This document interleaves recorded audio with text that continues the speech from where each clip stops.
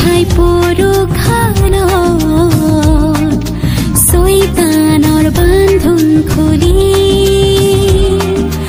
যিশু মোক কৰা মুকলি উদ্ধাৰ কৰা এন্ধাৰৰ পৰা জীৱন তুমি পোহৰ কৰা উদ্ধাৰ কৰা এন্ধাৰৰ পৰা জীৱন তুমি পোহৰ কৰা।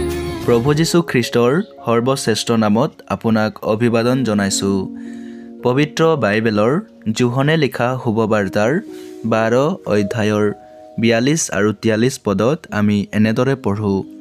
তথাপি শাসনকৰ্তাসকলৰ মাজৰো অনেকে তেওঁত বিশ্বাস কৰিলে, কিন্তু পাছে তেওঁবিলাকক নামঘৰৰ পৰা জানোচা খেদে।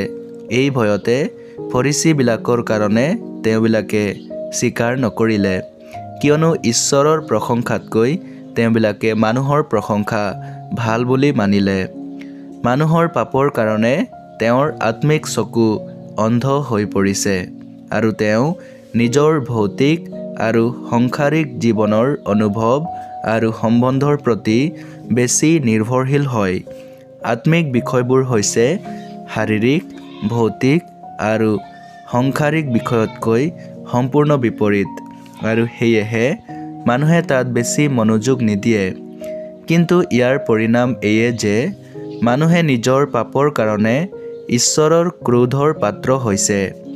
ঈশ্বৰৰ ক্ৰোধৰ পৰা আৰু নৰক দণ্ডৰ পৰা মানুহক ৰক্ষা কৰিবলৈ প্ৰভু যীশু খ্ৰীষ্টই এই জগতত মানৱ দেহ ধাৰণ কৰি মানৱ জাতিৰ পাপৰ বোজালৈ ক্ৰুচত বলিদান হ'ল আৰু মানৱ জাতিৰ উদ্ধাৰৰ পথ যুগুত কৰিলে।